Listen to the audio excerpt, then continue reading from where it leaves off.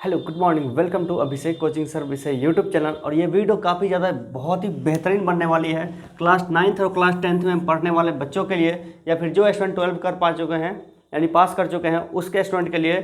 तो आप लोगों को बिहार पॉलिटेक्निक कैसे करें इसके बारे में पूरी जानकारी चाहिए, और ये जानकारी देंगे किस तरह से हम आपको दे रहे हैं। इसमें आपको खास बातें बताएंगे, ये क्यों इम्पोर्टेंट है, बहुत ही इंपॉर्टेंट है।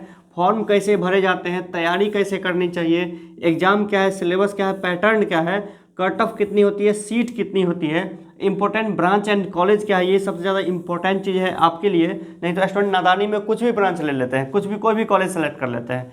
Best branch for loco pilot, आपको लोको पायलट अगर ध्यान में है तो क्या कर सकते हैं, मास्टर नोट्स और स्मार्ट वीडियो कोचिंग में पढ़ना चाहिए, और आपको अभिषेक सर से गाइडेंस भी चाहिए। तो देखिए खास बातें इसकी क्या है। तो सबसे पहले देखिए, यह एक पॉलिटेक्निक जो होते हैं ना, उसको कहा जाता है डिप्लोमा इन इंजीनियरिंग। ये 3 साल का कोर्स है, 3 ईयर कोर्स है। ये बिहार में बिहार पॉलिटेक्निक 3 ईयर का कोर्स है। ये गवर्नमेंट कॉलेज यानी सरकारी कॉलेज से होती है। आपको इसमें पैसा नहीं लगता है, उल्टे आपको सरकार की तरफ से आपको स्टाइपेंड मिलती है। प्रत्येक सेमेस्टर में आपको 14,000 रुपया मिलता है सरकार की तरफ से। तो वो फॉर्म भर के देंगे तो आपको मिल सकती है वो चीज़। उसका देखिए खास बातें क्या है, तो बस वही आप इंजीनियर बनते हैं, यानी कि आप बिल्कुल फ्री में इंजीनियर बनते हैं। आपको क्लास 10th पास किए और बिल्कुल फ्री में आप इंजीनियर बनते हैं। 3 साल का कोर्स। वैसे इंजीनियरिंग का कोर्स काफ़ी महंगा होता है। पॉलिटेक्निक में अगर आप प्राइवेट ज्वाइन करने तो 4 से 5 लाख खर्चा आ ही जाएगा 3 साल में, और उतना उसका वैल्यू हो नहीं। बिहार पॉलिटेक्निक का सरकारी सर्टिफिकेट का बहुत ही ज़्यादा वैल्यू है, और कोई भी स्टूडेंट बिना सरकारी नौकरी के नहीं रहता है। आप जेई बन जाते हैं, जूनियर इंजीनियर बन जाते हैं, कम से कम आपको 60,000 रुपये की सैलरी मिल ही जाती है।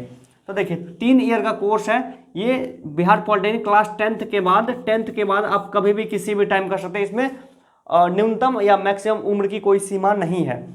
इसकी खास तो बात है मैंने आपको, इसमें आप जेई बनते हैं, जूनियर इंजीनियर कनीय अभियंता इसको कहा जाता है, और इसकी सैलरी होती है 60,000। और कोई भी स्टूडेंट जो बिहार पॉलिटेक्निक से कर लेते हैं पॉलिटेक्निक, वो ऐसे नहीं बैठे रहते हैं, उसका सरकारी नौकरी लगना बिल्कुल फिक्स है, वो बन ही जाते हैं। अब देखिए इसका फॉर्म कैसे भरें और तैयारी कैसे करनी। BCECE वेबसाइट है जो कि इसकी फॉर्म निकालती है। उसकी फॉर्म अब कुछ ही दिनों में आ जाएगी, तो उसका फॉर्म भरिए। 15 से 20 दिन का टाइम मिलता है आपको फॉर्म भरने में। बस उसमें कुछ नहीं, बस जाति प्रमाण पत्र दीजिए और जो भी डॉक्यूमेंट मतलब वो डॉक्यूमेंट दीजिए, फॉर्म भर दीजिए। तैयारी इसको कैसे करनी है आगे बताएं। इसका देखिए एग्जाम क्या होता है। एग्जाम बस एक ही फेज में होता है, और वो एग्जाम होती है ऑफलाइन। अब इस बार के क्या है नहीं होती है, वो इस बार का क्या उसका सिस्टम है वो मुझे नहीं पता, लेकिन इसकी एग्जाम जो होती है वो होती है ऑफलाइन। यानी कि आपको क्वेश्चन पेपर मिलता है और उसको सॉल्व करना होता है। 90 क्वेश्चन होते हैं, 90 क्वेश्चन होते हैं। और मैंने भी बिहार पॉलिटेक्निक मुजफ्फरपुर से मैंने पॉलिटेक्निक किया था 2011 में। देखिए 90 क्वेश्चन होते हैं, और आपको 90 मिनट का समय मिलता है। और आपको इसमें 30 क्वेश्चन मैथ का, 30 क्वेश्चन मैथ्स के बाद फिजिक्स का, और 30 क्वेश्चन आपको केमिस्ट्री का। फिजिक्स में और केमिस्ट्री में न्यूमेरिकल क्वेश्चन भी पूछे जाते हैं। मैथ तो खैर न्यूमेरिकल है ही। यानी कि 90 क्वेश्चन में से लगभग 50 से 55 से लेकर 50 से 60 क्वेश्चन के बीच में आपको होता है न्यूमेरिकल क्वेश्चन। यानी कि मैथ तो एक न्यूमेरिकल हो ही गया, फिजिक्स और केमिस्ट्री में भी न्यूमेरिकल क्वेश्चन आते हैं। और 30 से 35 क्वेश्चन जो होते हैं वो आपको नॉर्मली जीके टाइप के क्वेश्चन पूछे जाते हैं। 3 ही सब्जेक्ट होते हैं, फिजिक्स है, केमिस्ट्री और मैथ। PCM याद रखिए इसको। ये इसमें से क्वेश्चन पूछे जाते हैं, और इसको पास करने के लिए आपको एग्जाम में, अभी तो हमारे समय तो थोड़ा सा कम भी कट ऑफ था, लेकिन इस बार अब जो कट ऑफ आ रहा है वो 75 प्लस। आपको 75 प्लस नंबर अगर आप ले आते हैं, 90 में 75% से ज़्यादा आप नंबर लाते हैं, तो आपका सिलेक्शन बिल्कुल हो जाएगा। अगर आप जनरल कैटेगरी में आते हैं तो आपको 80 प्लस लेकर चलिए, उतनी तैयारी आप करें। 3 ही विषय तो पढ़ाई करनी है, 30 चैप्टर मैथ का, और फिजिक्स का 22 चैप्टर, और केमिस्ट्री का 15 चैप्टर। इसको पूरा करना है। आपके पास 3 महीने का समय है। इसका एग्जाम जो है जून से लेकर जुलाई अगस्त के बीच में इसके एग्जाम हो जाएगी। तो आपके पास समय है मार्च का, अप्रैल का, मई का और जून का। लगभग 3.5 से 4 महीने का आपके पास समय है। तो आप इस चीज़ को कर लीजिए, और तैयारी में आज से इसको लग जाइए। सिलेबस क्या है, पैटर्न क्या है, मैंने आपको बता दिया। पासिंग मार्क बता दिया, कट ऑफ मार्क बता दिया। इसमें सीट कितनी होती है, तो हमारे समय इसमें सीट थी 2200 2011 में, लेकिन अभी इसकी सीट की संख्या, वो नए नए कॉलेज खुलने से इसकी संख्या 5,000 से ज़्यादा होगी। तो यानी आपको और इसमें स्टूडेंट की संख्या कितनी होगी इस बार 20 लाख स्टूडेंट होगी। तो यानी 20 लाख में आप 5,000 के अंदर में आप आते हैं तो आपका मिल जाएगा। आपको जो है वो मतलब 100, 500 या फिर अंडर, यानी कि आपको जो रैंकिंग आपको इसमें लानी चाहिए वो 5 यानी कि 1000 से कम होना चाहिए। 500 से कम हो जाए तो बेहतर है, अगर 1000 से कम भी है तब भी चलेगा। तो ऐसा हम किस लिए बोल रहे हैं, क्योंकि इसमें आपको इम्पोर्टेंट ब्रांच मिल जाएगी और इम्पोर्टेंट कॉलेज मिल जाएगा। देखिए इम्पोर्टेंट ब्रांच और इम्पोर्टेंट कॉलेज बहुत ही ज़्यादा जरूरी है, नहीं तो फिर आप कंप्यूटर साइंस से कर लीजिए पॉलिटेक्निक, जल्दी नौकरी नहीं मिलेगा।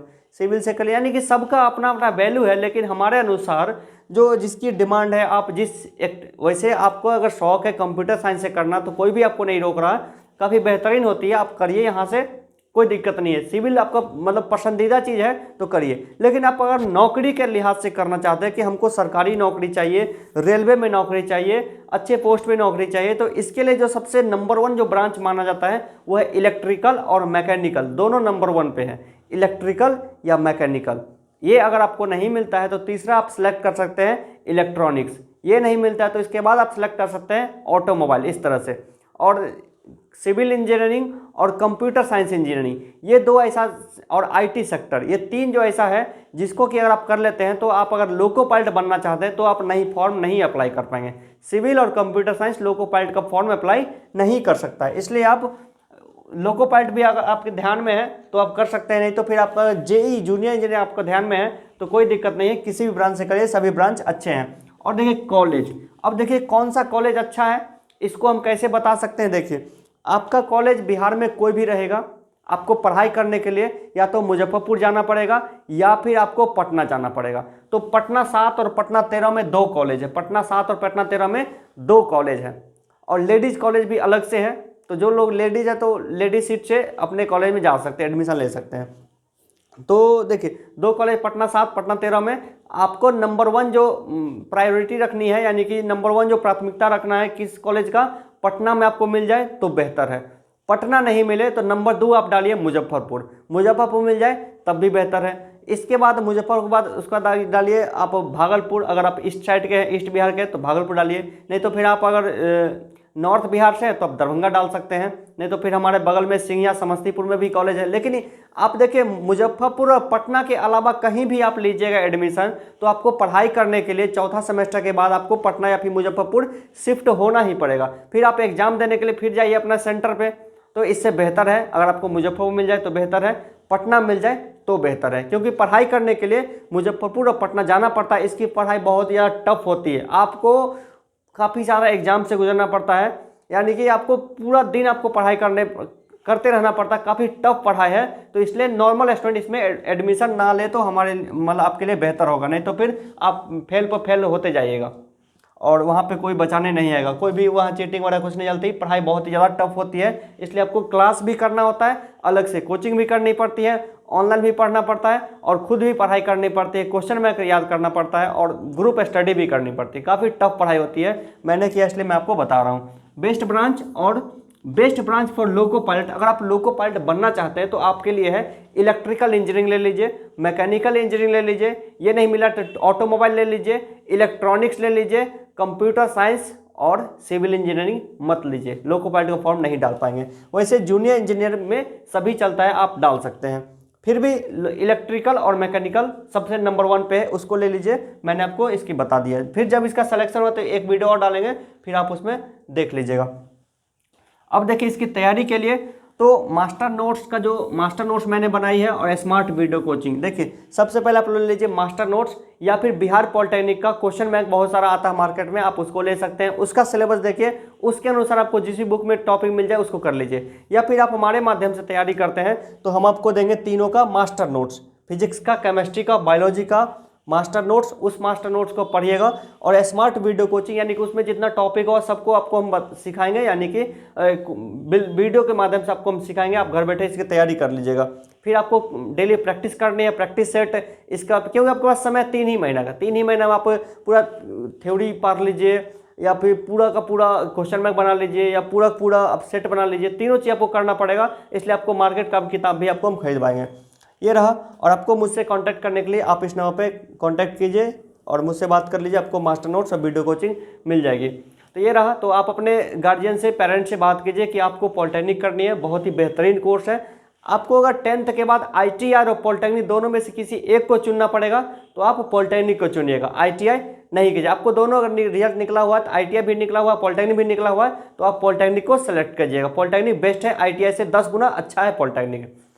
और आपको फॉर्म जब भरना है तो आपको ITI और पॉलिटेक्निक दोनों का फॉर्म भरना है और दोनों की तैयारी भी करनी है, क्योंकि कंपटीशन बहुत ज़्यादा टफ है। हो सकता है पॉलिटेक्निक में रिजल्ट नहीं आए, ITI में आ जाए, या ITI में रिजल्ट नहीं आए पॉलिटेक्निक में हो तो बहुत बेहतर है ही। तो इसके लिए दोनों की तैयारी करेंगे।